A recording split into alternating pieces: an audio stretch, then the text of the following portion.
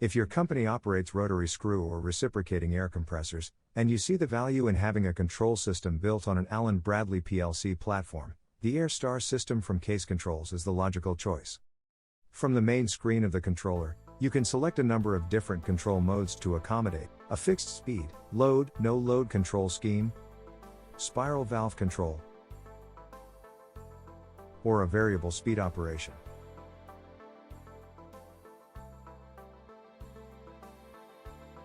Now, back in the load no load configuration, I'll click the control mode button from the main screen. This is where we set the parameters to auto start and stop the compressor. There is also a button here that allows or inhibits the compressor remote start capability.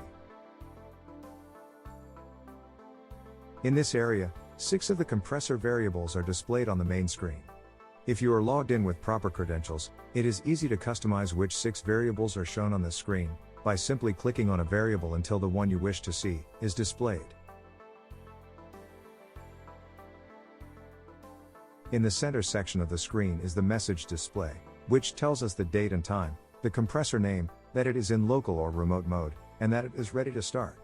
This is an indication that all start permissives have been met. If there were a start permissive that was unsatisfied, it would be displayed here. Now, when I click the start button, the display indicates the compressor is running, and the next logical option is to load the compressor. If when the compressor is running, an alarm or trip condition occurs, it will be displayed here, in an alarm banner. This banner will persist until it is acknowledged. Clicking on the Event History button will display a history of all events in chronological order, including alarms and trips. Once I tell the compressor to load, you will see here that system pressure begins climbing.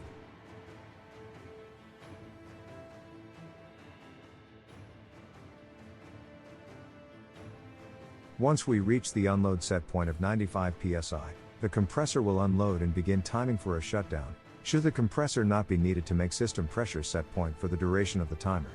In this case, it's set at 10 minutes.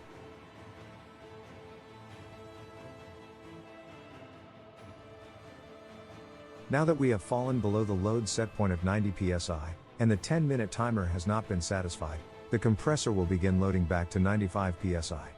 For the sake of time, I have sped this process up. Now I'll press the stop button, and the controller asks for a confirmation to prevent an accidental stopping of the compressor. Once the motor is de-energized, you'll see a coast down timer begin, which will prevent starting the compressor, while it is still rolling down. Once we have completed the coast down, the display tells us the compressor is once again ready to start. Now, let's go into setup and look at some of the configuration flexibility offered by the AirStar controller. Keep in mind, you must be logged in with proper credentials in order to change these variables. The Analog Input Settings screen allows us to look at and configure each individual analog input, whether it's used or not, and whether it is used as a start permissive, an alarm, or a trip, with a high or low value.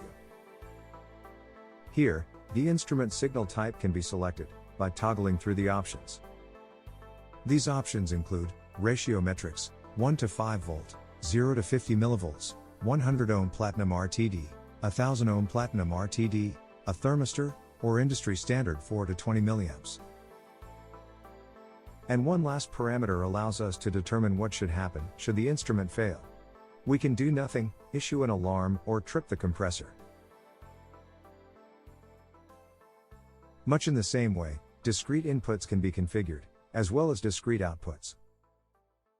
The primary difference being, output functions can be assigned to specific digital output addresses, and individually forced on, for testing purposes. Now let's look at the Compressor Settings menu. Here we can name the compressor, configure all of the motor start logic, including the coast down timer in the allowed starts per hour, as well as the maximum allowable pressure, whether or not the output should energize or de-energize to load, and enter base values for the run hours and load hour log. The second screen under Setup covers a number of advanced features like AirMaster setup, communication protocols, and rules to be used when remote control is enabled.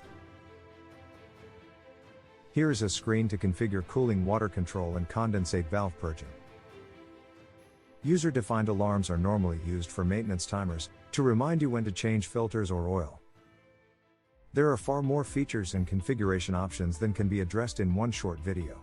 But you can see here that AirStar is highly configurable and flexible, as a local PLC controller for rotary screw or reciprocating compressors of any make. If you would like to know more, please contact Case Controls for a detailed demonstration. And thanks for watching.